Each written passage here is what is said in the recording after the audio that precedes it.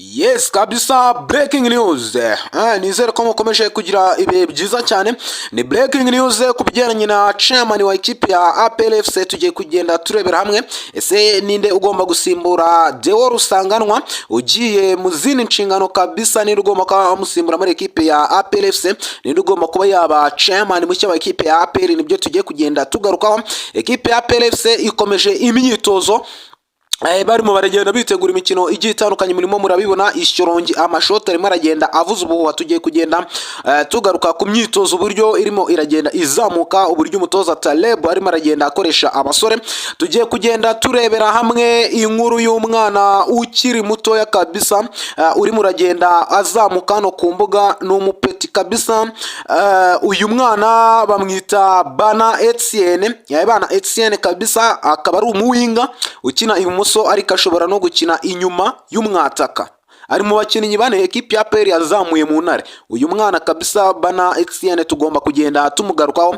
Ese niki tugiye kugenda tumugarukaho? Hanyuma turarebera hamwe kandi ikigendanye n'ibihembo bya BK Pro League, ikigendanye best coach of the season. Ese umutoza Taleb Abdurrahimani ahanganye na Halingingo Francis ndetse n'uwitwa Lenjikaf kabisa Loriente wa Al Hilal. Ese biragenda bite? Ese Taleb araza kuba yegukana iki gihembo? Ibyo byose tugiye kugenda tubigarukaho. Turagerebera hamwe kandi ikigendanye na Sekafa Kagame Cup. Ibi byose biri related cyane na ikipe ya APR. Iyi ni Taifa Sport, ahantu kura amakuru yizewe cyane imikino, by'umwihariko arimo aragenda azamuka muri ekipe ya APR FC. Tuganira hano ekipe ya APR FC, nimba ari ubwa mbere uhageze nyamuneka ndagusaba gukanda subscribe, ubundi twazajya tugenda tubana neza cyane gatanu kuri gatanu. Nshimira abantu mwakanze subscribe, muri abantu bagaciro cyane, n'abantu mugiye kugenda muyikanda. Ibiganiro birimo biraza, ndimo ndabibona murimo muragenda mubikunda. Iki ngiki ni ikiganiro cya gatatu dukoze kuri no channel yanyu. Nizere yuko mugiye kuzamuka mukanda subscribe gake gake, twihuta cyane nk'abakunzi ba ekipe ya APR. Abakunzi ba ekipe ya APR ngenda bigarukaho cyane, muri abantu benshi cyane muri iki gihugu. Na ekipe niyi nimwe ibarusha abafana cyangwa se abakunzi, kuko buriya abafana n'abakunzi ni ibintu bibiri bitandukanye. Hari izivuga ko zifite abafana benshi, ariko ekipe ya APR mufite abafana abakunzi benshi. Ibyo turabyemeranyaho, mu manuka ngaho muri comment mugende mumbwira. Ubwo niba wakanze subscribe ni byiza, niba wakanze like ni byiza kurushaho. Hanyuma nimba utanze n'igitekerezo cyawe nabyo ndagushimiye cyane. Nimero yanjye iraho ngaho irahari, muze dukore group y'abakunzi ba ekipe ya APR, by'umwihariko bakunda Taifa Sport, abantu bakunda amakuru yo kuri no channel ya Taifa Sport. Iyi ni channel yanyu, nyamuneka nimuzagire undi muntu muyitirira cyangwa se ngo muyinyitirire. So nukuvuga ngo nagutinda, mureke dutangirire ku kigendanye wenda n'amakuru aryoshye cyane barimo aragenda azamuka muri ekipe ya APR uyu munsi. Urebye yari amakuru meza gusa yarari muri ekipe ya APR. Wenda mbere yuko dutangira, hari video nabonye barimo baratangaza umukinnyi, mwagiye munazibona. Ekipe ya APR yakoze ibintu biri ku rwego mu gutangaza abakinnyi. Nimba ari ugukanga ba adversaire, nimba ari iki, nimba ari bya bintu n'ubundi biranga Club Giant, mwabonaga ukuntu ekipe ya APR yajyaga gutangaza umukinnyi ukagira ngo ni Bayane igiye kurekura umukinnyi, igiye gutangaza umukinnyi ugasanga ibintu biri gukubita bicicikana amamodoka. Wagahita uvuga ati kabisa iyi ni ekipe ya gisirikare, iyi ni ekipe ya Club Giant. So ubwo ngubwo akonga ko karakanyuzemo uyu munsi, kandi yari anniversaire cyangwa se yari birthday y'umusore Elnani Sirwane, umuzamu wa ekipe ya APR mushyashya. Ubwo nizere ko mwagiye mumwifuriza isabukuru nziza y'amavuko. Uwitwa Elnani Sirwane, uyu ni umuzamu kabisa kuva mu gihugu cya Mozambique, ugomba kuba ari mu izamu rya ekipe ya APR FC. Nizere ko mwagiye mubwira ati happy birthday Elnani Sirwane. Ubwo nimba utabikoze nyaruka murango muri comment ugende ubikora kabisa, n'abandi bagende bareberaho. So ubwo ngubwo nagutinda, munyemerere duhite dukomeze twihuta cyane ku kigendanye na best coach of the season. Ahangaha ni muri Rwanda cyangwa se BK Pro League. Iyi ni shampiyona y'icyiciro cya mbere hano mu Rwanda. Nuko abatoza bagera kuri batatu bahanganiye kino gihembo.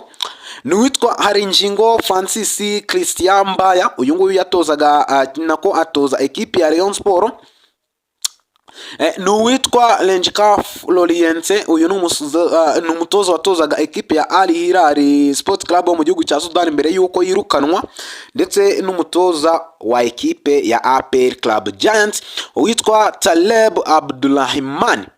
Uyu kabisa nawe ari mu batoza bagera kuri batatu bagomba kwishakamo umutoza umwe ugomba kwegukana igihembo cy'umutoza w'umwaka. Ese wowe iki gihembo ninde wagihereza? Ariko yitwa Taleb nk'ibisanzwe agomba kuba ari imbere cyane, arimo ararusha amahirwe abandi bahanganye. So ekipi ya Peri ikindi wamenya ni ikigendanye na chairman mushyashya, nuko nyuma yuko chairman wa PLFC Deo Rusanganwa agiye mu zindi nshingano zituma atakibona umwanya uhagije wo kwita kuri PLFC. Ibyo ni ibintu muzi, champion agiye kurangira witwa Deo Rusanganwa atari hano mu Rwanda. So iyi ni breaking news, nubwo bitaremezwa neza ku mugaragaro ngo tubone official statement ya PLFC ko Vincent Mugisha ariwe chairman w'ikipe y'ingabo z'igihugu, abakurikiye Mercato ndetse bakaba banakurikirana ikipe ya PLFC. Uyu niwe chairman wayo, kuko imirimo ikorwa na chairman uyu niwe uyikora. Iyi ni breaking news. Nizere ko mubyumvishe neza. Uno mugabo cyase uyu afande Vincent Mugisha ni ugomba kuba chairman wa ekipe ya Peri, asimbuye uwitwa Deo Rusanganwa wagiye mu zindi nshingano bituma atabasha gukurikirana ekipe ya PLFC umunsi ku munsi. Iyi breaking news nituma mumereza subscribe. Na handi hantu wigeze wumviye inkuru, nimba ari ubwa mbere uyumvishe hano ukabona yumvishe kuri Taifa Sport, nyamuneka ndagusaba gukanda subscribe. Njewe nago naje hano ngamije kubona subscribe, singamije kubona views nyinshi. Wowe ndagira ngo nkuhereza amakuru avicyoronge muri ekipe ya APR, tuzajye tubana umunsi ku munsi, isaha ku isaha, umunota ku munota, kugira ngo tuzajye tubana neza cyane, ubashe kumenya amakuru ubu utigeze wumvira ahandi. Chairman wa ekipe ya APR Vincent Mugisha ni ugomba kuba ahabwa kuba chairman wa ekipe ya APR asimbuye Deo Rusanganwa. Iyi ni breaking news. MC Taifa niko nitwa. Nusanga atari byo uzagaruka umbwira ati narakubeshye. Subscribe wakoze uzayivaneho. So ubwo ngubwo ikindi ni umwana ukiri muto cyane. Uyu mwana noneho urishyurongi hariya murimo muramubona ngaho ku mafoto, ni umurokotera kure cyane, bamwita Bana Etienne. Ni umuwinga ukinisha imoso ariko ashobora no gukina inyuma y'umwataka. Ari mu bakinnyi bane APRFC izamuye ibakuye muri ekipe y'Intare. Uyu mwana afite speed, dribble, football, IQ byo ku rwego rwo hejuru. Abare imyitozo za APRFC ni umwana udatinya gufesinga left back. Kabisa uyu mwana witwa Bana Etienne cyo ni umupeti ufite imana ikomeye cyane. Ubwo n'abandi bakinnyi bagiye batandukanye hariya ishyoronyi barimo baragenda baza, amafoto amavideo murimo muragenda mubibona. Ni igihe cyiza cyo kuba mwakanda subscribe, nyamuneka, ubundi tukazajya tugenda tubana 5 kuri 5. Nimba ukeneye amakuru, iyi yari Taifa Evening Sport. Ni amakuru tugenda tubagezaho mu gitondo, tuba dufite ikiganiro Taifa Morning Sport.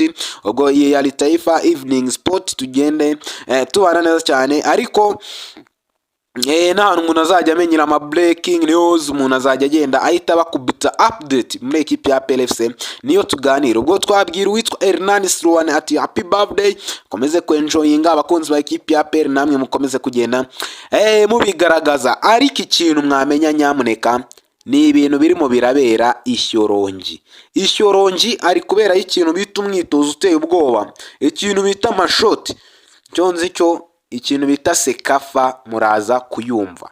Umuntu utaze ekipe ya APR muraza kubona APRFC itandukanye muri Sekafa Kagame Cup.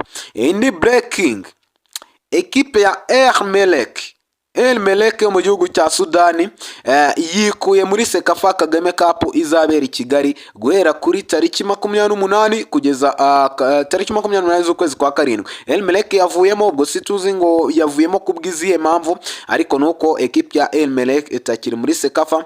Ubwo no gutegereza tukareba iki Sekafa iri buze kuba yakora. Ariko ikintu nababwira cyo ekipe ya APR ifite gahunda yo kuba yatwara iyi Sekafa Kagame Cup. Reka ngushimire cyane MC Taifa. niko nitwa, nyandikira ngo ushyire muri groupe y'abakunzi ba ekipe ya APR, nyamureka mubikore munganire subscribe kugira ngo muzajye mumenyera amakuru ku gihe, kuko nk'ubu ngubu ntabwo niyumvisha ukuntu nshobora kwandikira nk'umuntu umwe muri ekipi ya APR nkababwira ati ndashaka amakuru ameze gutya na gutya, ati nkorera ahangaha.